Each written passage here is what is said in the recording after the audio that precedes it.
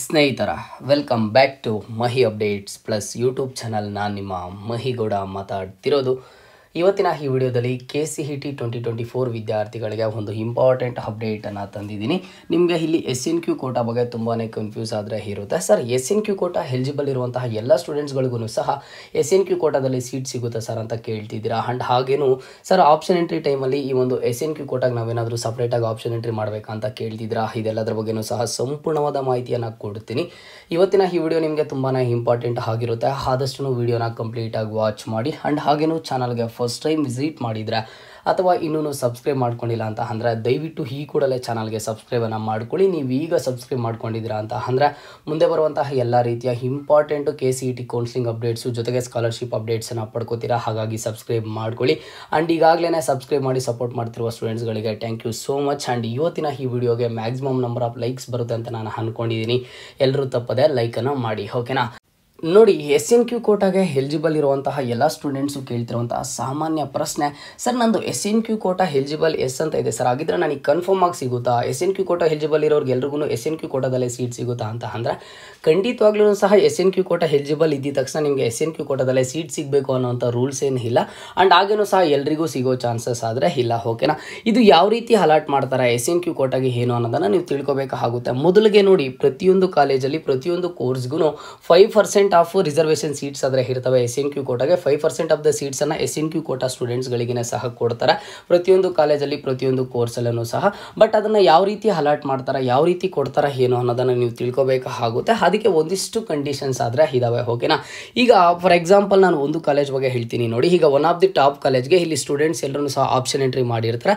ಅದರಲ್ಲಿ ಈಗ ಒಂದು 100 ಮೆಂಬರ್ಸ್ ಬಂದುಬಿಟ್ಟು SNQ ಕೋಟಾಗೆ ಎಲಿಜಿಬಲ್ ಇರ್ತಾರೆ. ಅಂಥ ಸ್ಟೂಡೆಂಟ್ಸ್ ಒಂದು ಕಾಲೇಜ್ಗೆ ಈ ಒಂದು ಆಪ್ಷನ್ ಎಂಟ್ರಿ ಟೈಮಲ್ಲಿ ಸೀಟ್ಗೆ ಆದರೆ ಒಂದು ಆಪ್ಷನ್ ಎಂಟ್ರಿಯನ್ನು ಮಾಡ್ಕೊಂಡಿರ್ತಾರೆ.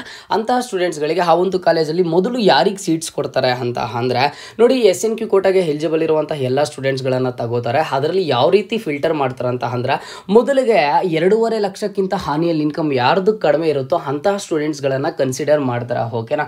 ಆ್ಯಂಡ್ ನನಗೆ ಗೊತ್ತಿರೋ ಮಟ್ಟಿಗೆ ಆಲ್ಮೋಸ್ಟ್ ಎಲ್ಲ ಒಂದು ಸ್ಟೂಡೆಂಟ್ಸ್ಗಳು SNQ ಕೋಟಾಗೆ ಎಲಿಜಿಬಲ್ ಇರುವಂಥ ಸ್ಟೂಡೆಂಟ್ಸ್ಗಳಿದ್ದು 2.5 ಲಕ್ಷಕ್ಕಿಂತ ಕಡಿಮೆನೇ ಇರುತ್ತೆ ಅಂತ ನಾನು ಅಂದ್ಕೊಂಡಿದ್ದೀನಿ. ಅದನ್ನು ಕಮೆಂಟ್ ಬಾಕ್ಸಲ್ಲಿ ಕಮೆಂಟನ್ನು ಮಾಡಿ, ನಿಮ್ಮದು ಆನ್ಯುವಲ್ ಇನ್ಕಮ್ ಎಷ್ಟಿದೆ ಅನ್ನೋದನ್ನು. ಮೊದಲಿಗೆ ಆ ಒಂದು ಆನ್ಯುವಲ್ ಇನ್ಕಮ್ 2.5 ಲಕ್ಷಕ್ಕಿಂತ ಕಡಿಮೆ ಇರುವಂಥ ಸ್ಟೂಡೆಂಟ್ಸ್ಗಳನ್ನು ತಗೋತಾರೆ. ಅದರಲ್ಲಿ ರ್ಯಾಂಕಿಂಗ್ ಯಾರ್ದು ಕಡಿಮೆ ಬಂದಿರುತ್ತೋ ಫಸ್ಟು ಅಂತಹ ಸ್ಟೂಡೆಂಟ್ಸ್ಗಳಿಗೆ ಪ್ರಿಯಾರಿಟಿಯನ್ನು ಕೊಡ್ತಾ ಹೋಗ್ತಾರೆ, ಓಕೆನಾ?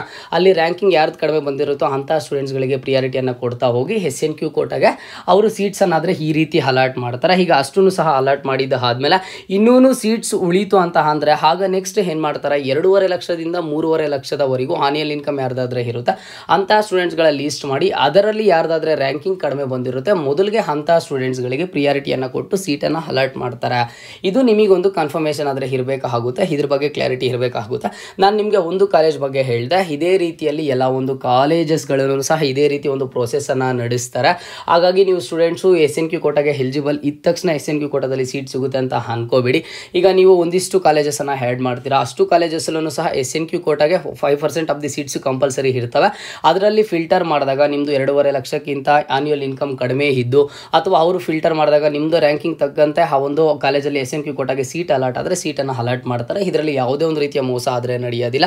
ಇಲ್ಲಿ ನೀವು ನೋಡ್ಬೋದು, ಮೊದಲನೇ ವರ್ಗ ಯಾವ ರೀತಿ ಮಾಡ್ತಾರೆ, ಎರಡನೇ ವರ್ಗ, ಮೂರನೇ ವರ್ಗ, ನಾಲ್ಕನೇ ವರ್ಗ, 5ನೇ ವರ್ಗ ಅಂತ ಹೇಳಿಬಿಟ್ಟು ಇಲ್ಲಿ ಡೀಟೇಲ್ಡ್ ಆಗಿ ಇದು KE ಅಫಿಷಿಯಲ್ ವೆಬ್ಸೈಟಲ್ಲೇ ಸಹ KE ಕಡೆಯಿಂದ ಬಂದಿರುವಂತಹ ಒಂದು ನೋಟಿಸ್ ಆಗಿರ್ತದೆ, ಯಾವ ರೀತಿ SNQ ಕೋಟಾಗೆ ಸೀಟ್ಸನ್ನು ಅಲಾಟ್ ಮಾಡ್ತಾರೆ ಏನು ಅಂತ ಹೇಳಿಬಿಟ್ಟು. ಆ್ಯಂಡ್ ನೆಕ್ಸ್ಟ್ ನಿಮಗೆ ಒಂದು ಕನ್ಫರ್ಮೇಷನ್, ಇಲ್ಲಿ ತುಂಬ ಜನ students sir next option entry start ಆದಾಗ ನಾವು SNQ ಕೋಟಾಗೆ ಸಪ್ರೇಟಾಗಿ ಆಪ್ಷನ್ ಎಂಟ್ರಿ ಏನಾದರೂ ಮಾಡಬೇಕಾ, ಸಪ್ರೇಟಾಗಿ ಎಂಟ್ರಿ ಮಾಡಬೇಕಾ ಕಾಲೇಜಸ್ಸನ್ನು ಅಂತ ಅಂದರೆ ಖಂಡಿತವಾಗ್ಲೂ ಸಹ ಏನೂ ಇಲ್ಲ. ನೀವು ನಾರ್ಮಲ್ ಆಗಿ ಎಂಟ್ರಿ ಮಾಡ್ತೀರಾ, ಅದು ಆಟೋಮೆಟಿಕ್ ಆಗಿ ನೀವು SNQ ಕೋಟಾಗೆ ಎಲಿಜಿಬಲ್ ಇದ್ದರೆ SNQ ಕೋಟಾದಲ್ಲೇ ಫಸ್ಟ್ ನೋಡ್ತಾರೆ ನಿಮಗೆ. ಹೀಗಾಗಿ ನೀವು ಹಾಕಿರುವಂಥ ಕಾಲೇಜಸ್ಗಳಲ್ಲಿ ನಿಮಗೆ ಈ ಒಂದು ಕಂಡೀಷನ್ಸ್ ಎಲ್ಲನೂ ಸಹ ಅಪ್ಲೈ ಆಗಿ ನಿಮಗೆ ಸೀಟ್ ಸಿಕ್ಕರೆ ನಿಮಗೆ SNQ ಕೋಟಾದಲ್ಲಿ ಸೀಟ್ನ ಕೊಡ್ತಾರೆ. ನೀವೆಲ್ಲೂ ಸಹ ಸಪ್ರೇಟಾಗಿ ಅಪ್ಲೈ ಮಾಡೋ ಅವಶ್ಯಕತೆ ಇಲ್ಲ.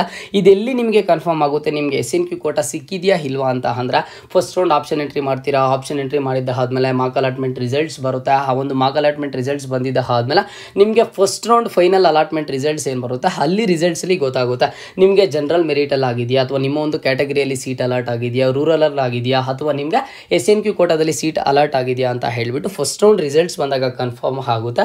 ಅಲ್ಲಿಯ ತನಕ ಸ್ಟೂಡೆಂಟ್ಸ್ ವೆಯ್ಟ್ ಮಾಡಲೇಬೇಕು. ನಾನು ರಿಕ್ವೆಸ್ಟ್ ಮಾಡೋದಷ್ಟೇ ಸ್ಟೂಡೆಂಟ್ಸ್ಗಳಲ್ಲಿ SNQ ಕೋಟಾಗಿ ಯಾರೆಲ್ಲ ಎಲಿಜಿಬಲ್ ಇದ್ದೀರಾ ಅಂತಹ ಸ್ಟೂಡೆಂಟ್ಸು ನೀವೆಲ್ಲೂ ಸಪ್ರೇಟಾಗಿ ಹೋಗಿ ಆಪ್ಷನ್ ಎಂಟ್ರಿ ಮಾಡೋ ಅವಶ್ಯಕತೆ ಇಲ್ಲ. ನಿಮಗೆ ಬೇಕಿರುವಂತಹ ಕಾಲೇಜಸ್ಸು ನಿಮಗೆ ರ್ಯಾಂಕಿಂಗ್ಗೆ ಯಾವೊಂದು ಕಾಲೇಜ್ ಅಲಾಟ್ ಆಗುತ್ತೆ ಅಂತ ನೀವು ಅಂದ್ಕೊಂಡಿರ್ತೀರೋ ಅಂತಹ ಕಾಲೇಜಸ್ಸನ್ನು ನಿಮಗೆ ಬೇಕಿರುವಂತಹ ಬ್ರಾಂಚಸ್ ಎಲ್ಲಾನು ಸಹ ಸೆಲೆಕ್ಟ್ ಮಾಡ್ತಾ ಬನ್ನಿ. ಇನ್ ಕೇಸ್ ನಿಮಗೆ SNQ ಕೋಟಾದಲ್ಲಿ ಸೀಟ್ ಸಿಗೋದು ಆದರೆ ನೀವು ಆಪ್ಷನ್ ಎಂಟ್ರಿ ಮಾಡಿರುವಂತಹ ಕಾಲೇಜಲ್ಲಿ ನಿಮಗೆ ಖಂಡಿತವಾಗ್ಲೂ ಸಿಗುತ್ತೆ. ಅದು ಫಸ್ಟ್ ರೌಂಡ್ ರಿಸಲ್ಟ್ ಅಲ್ಲಾದರೆ ಗೊತ್ತಾಗುತ್ತೆ. ಸ್ಟೂಡೆಂಟ್ಸ್ ಅಲ್ಲಿಯ ತನಕ ವೆಯ್ಟ್ ಮಾಡಬೇಕು. ಬಿಟ್ಟರೆ ನೀವೆಲ್ಲೂ ಸಪ್ರೇಟಾಗಿ ಆಪ್ಷನ್ ಎಂಟ್ರಿ ಮಾಡೋ ಅವಶ್ಯಕತೆ ಇಲ್ಲ. ಕಂಡೀಷನ್ಸ್ ಏನಿದಾವೆ, ಯಾವ ರೀತಿ SNQ ಕೋಟಾಗೆ ಸೀಟ್ನ ಕೊಡ್ತಾರೆ ಅಂತ ಹೇಳಿಬಿಟ್ಟು ನಾನು ನಿಮಗೆ ಡೀಟೇಲ್ಡಾಗಿ ಅಪ್ಡೇಟ್ ಮಾಡಿ ತಿಳಿಸ್ಕೊಟ್ಟಿದ್ದೀನಿ. ನಿಮಗೆ ಇವತ್ತಿನ ಈ ವಿಡಿಯೋ ಯೂಸ್ ಆಯಿತು ಅಂತ ಅಂದ್ಕೊಂಡಿದ್ದೀನಿ. ಆ್ಯಂಡ್ ಗೈಸ್ ನಿಮ್ಗೇನಾದರೂ ನಮಗೆ ಹೆಚ್ಚಿಗೆ ಸಪೋರ್ಟ್ ಮಾಡಬೇಕು ಅಥವಾ ನಮ್ಮ ಒಂದು ಚಾನಲಲ್ಲಿ ಸ್ಪೆಷಲ್ ಮೆಂಬರಾಗಿ ಜಾಯ್ನ್ ಆಗಬೇಕು ಅಂತ ಅಂದ್ರೆ ನಿಮ್ಗೆ ಇಲ್ಲಿ ಕೆಳಗಡೆ ಸಬ್ಸ್ಕ್ರೈಬ್ ಬಟನ್ ಪಕ್ಕದಲ್ಲಿ ಜಾಯಿನ್ ಬಟನ್ ಕಾಣಿಸಿರುತ್ತೆ. ಆ ಒಂದು ಜಾಯಿನ್ ಬಟನ್ ಮೇಲೆ ಕ್ಲಿಕ್ ಮಾಡಿ 29 ರೂಪೀಸ್ ಮಂತ್ಗೆ ಪೇ ಮಾಡಿಬಿಟ್ಟು ನೀವು ಸ್ಪೆಷಲ್ ಮೆಂಬರ್ ಆಗಿ ನಮ್ಮನ್ನು ಹೆಚ್ಚಿಗೆ ಸಪೋರ್ಟ್ ಮಾಡ್ಬೋದು. ಜೊತೆಗೆ ನಿಮ್ಮ ಒಂದು ಎಲ್ಲ ಒಂದು ಡೌಟ್ಸ್ಗೆ ಸ್ಪೆಷಲ್ ಮೆಂಬರ್ ಆಗಿ ಜಾಯ್ನ್ ಆಗಿದ್ದೀರಾ ಅಂತಂದರೆ ಕ್ಲಾರಿಫಿಕೇಷನ್ ಅನ್ನು ಮಾಡ್ತೀವಿ. ಒಂದಿಷ್ಟು ಬೆನಿಫಿಟ್ಸ್ ಆದರೆ ನಿಮಗೂ ಸಿಗುತ್ತೆ ಆ್ಯಂಡ್ ಹಾಗೇನೂ ಸಹ ನಮಗೂ ಒಂದಿಷ್ಟು ಸಪೋರ್ಟ್ ಆದರೆ ಸಿಗುತ್ತೆ. ಇದು ಇವತ್ತಿನ ಮಾಹಿತಿ ಆಗಿರುತ್ತೆ. ಇದೇ ರೀತಿಯ ಎಲ್ಲ ಹೆಚ್ಚಿನ ಅಪ್ಡೇಟ್ಸ್ಗಾಗಿ ಮಹಿ ಅಪ್ಡೇಟ್ಸ್ ಪ್ಲಸ್ ಯೂಟ್ಯೂಬ್ ಚಾನಲನ್ನು ಈ ಕೂಡಲೇ ಎಲ್ಲರೂ ತಪ್ಪದೆ ಸಬ್ಸ್ಕ್ರೈಬನ್ನು ಮಾಡ್ಕೊಳ್ಳಿ.